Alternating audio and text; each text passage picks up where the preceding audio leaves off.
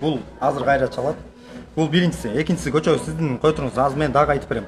Могу эме жөнүндө айта кетели. Жана сиз зек деп айткан эмесмин деген тууралуу, мен зек деп айтпайм деп. Мына.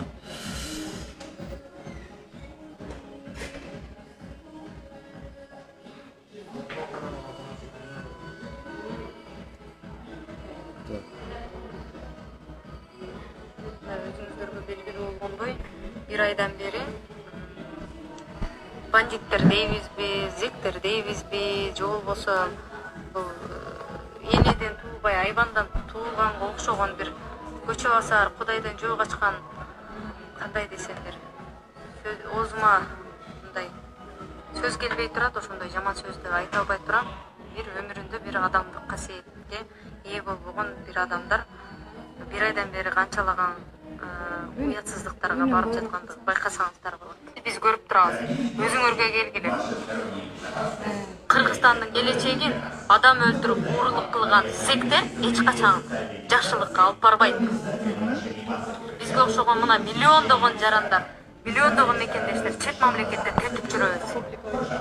Өз тагдыры үчүн, өз келечеги үчүн, өз жаркын жашоосу үчүн күрөшүп жүргөн миллиондогон мигранттар четте жүргөнүн билесиңер. Алардын добушунан коркосуңар. Себеп дегенде алар зектерди шайлабайт. Ошондон коркосуңар. Мен ачыгын эле айтайын. Сизден да коркпойм. Сиздин бандиттериңизден, зектериңизден да коркпойм. Бар жогу Кудайдын колунда миллиондогон мигранттар четте жүргөнүн билесиңер. Алардын добушунан коркосуңар. Себеп дегенде алар зектерди шайлабайт. Ачыгын эле айтайын. Жок, отурбайсыз. Кече сизди мен сизге эң биринчи мен кече сөз бердим эле да. Түшүндүм, ооба. Мына сиздин мындай моңуңузду айтып болуп базар кылбайлы да. Эң биринчи мен сизди жасап чыккан себебим баянкы мына азыркы тапта силер мына могу сүрөттөрдү жасаткансыңар негизи. Кайсы ошо кимдин страничкасы? Окула эми, угуп тургула. Доказать этип, силер кой тургулачы мындай айтып мына силер аны жасагандай, мен силер жасагандай, силер мени жасадыңар, туурабы? Жок, ошону ким жасады? Мен жасадымбы? Урукту мына мондай дейт да, менин келинчегим экөөбүздү бул үзүлбөгөн үмүтүбүздү садыр деген тигипул деп айттыңыздар. Анан көчө сабат эме караңыздар, анан сабаттуу, сабатсыз деген дагы сөздөр кетпедиби? Мен ошону жасадымбы? Караңыздар мына. Мен ошону жасадымбы? Мен айтып туйун анан сизге. Суроого эме кылбайм. Силердин бул мага тиешеси жок. Сиз мага тиешелүү нерсени айтыңыз. Мекенчилдер сабатсыздар деп айтасыздар да. Сиз мага тиешелүү нерсени айтыңыз. Сабаттуу мүчөлөр. Бул силердин тарапташыңар Эмил Бекиевдинби? Бул партия мүчөсү эмес. Өткөндө партия мүчөсү деп туруп удостоверение тапшырып кетти го Адахан Кимсанбаевич. Удостоверение алган. Сүрөтү жүрүп мен өз менен сүйлөшкөм мен муну. Алган мына партия мүчөсү мына. Силердин сабаттуу инсандарыңар мына. Могунда Маргарита деген да бул мына далил менен силердин урматтуу мекендештер, мына эме арзан ушактыр, эки дон койгон эркеги чалып, монкой эмес, мындай да сен андай мындай сен зектердин, мектердин же бир жок, же бир сүрөтү жок, акча алган бир квитанциясы. Мындай. Азыр ошол эки Санжар деген эки абдан оозу бузук, абдан бир адепсиз, уятсыз колдоочуларынын чыныгы жүзүн көрдүңүздөр. Ушул жерден эле өзүңүздөр байкасаңыздар болот. Булардын деңгээли кандай? Булардын деңгээли чыкпаган.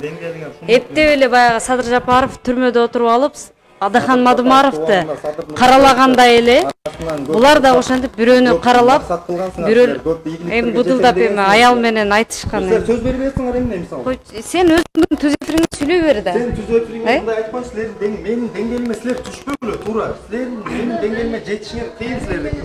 Анткени силер көчө, силер деген бүтүнчү партиясынын көпчүлүгү унутуп бара жаткан. Адахан Кимсанбаевичиңер кыйын экен 30 жылдан бери. Эмне гана кылды? Кооз сүйлөгөндөн башка сага окшоп. Кооз сүйлөйсүңөр гана. Эмне үчүн кыргыз элинин мондай карапайым элдердин моякта кыйналганын айтпайсыңар, силер только бийликти көздөйсүңөр. Силерге жалпак тил менен эле сүйлөйүнчү.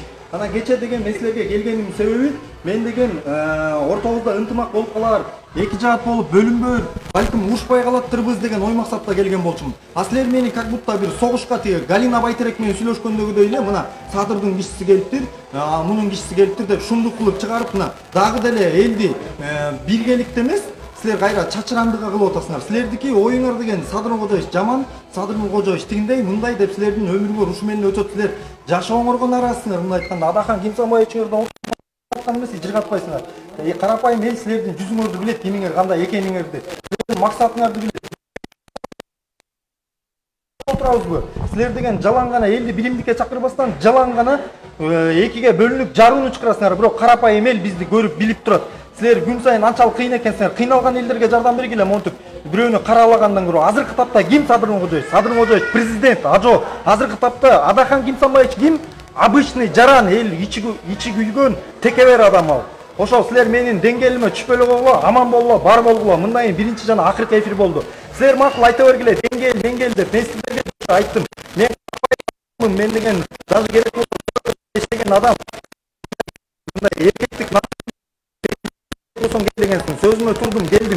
Мен саясатчы эмесмин дедим. Мен эч кандай канап намысыңар жаран менен жаран жок.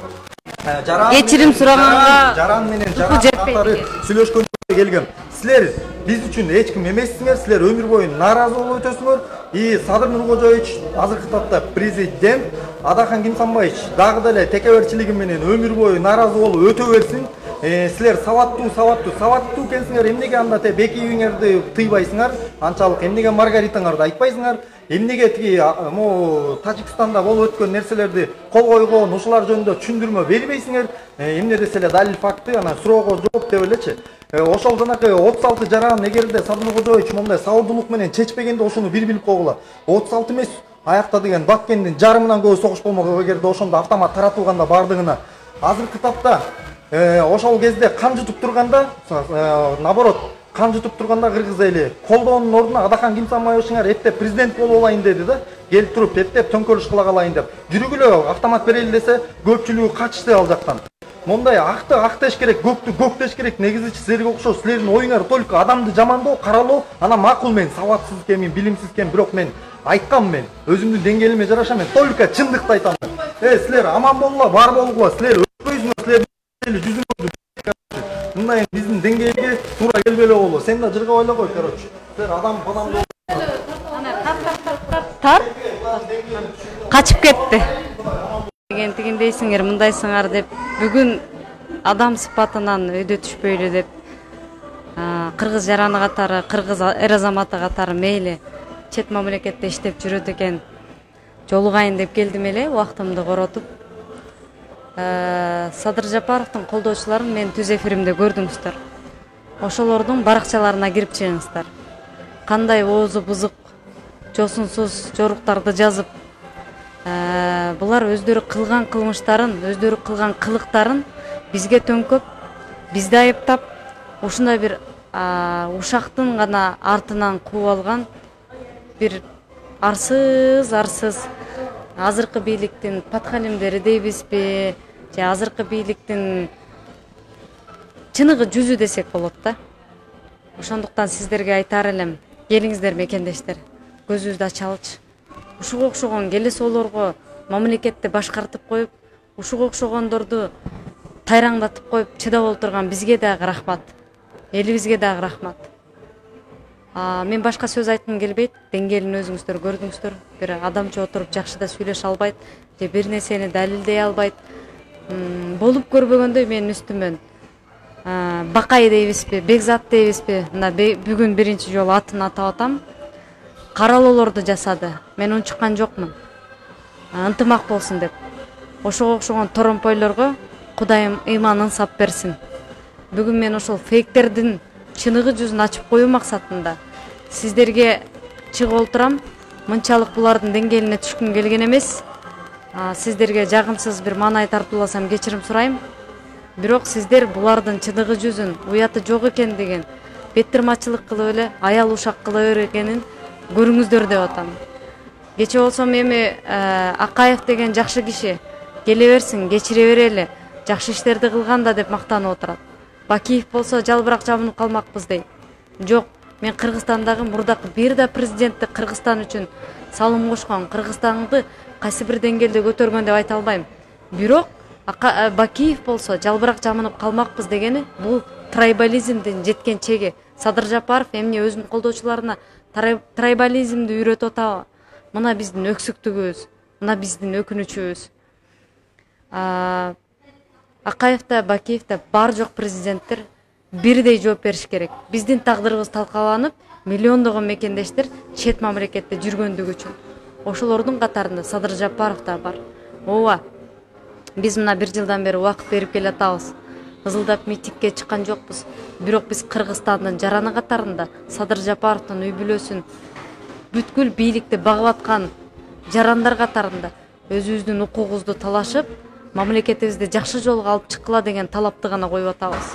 Ошону да түшүнбөй, өздөрүнүн креслосун сактап калуу үчүн, өздөрүнүн деңгээли жетпегендиги үчүн, өздөрүнүн саясий оппоненттерине, башка оппозиция мүчөлөрүн камап, Жеңиш Молдокматов баш болгон биздин эр азаматтарыбызды камап, Адахан Мадумаров баш болгон саясий оппоненттерин болуп көрбөгөндөй фейктер менен, өздөрү жасап алган баракчалар менен уялбай нетпей жаман видеолорду, сүрөттөрдү жасап, ошолорду каралагандан башка бир олуттуу Кыргызстанга чоң бир реформа жасай алган жок.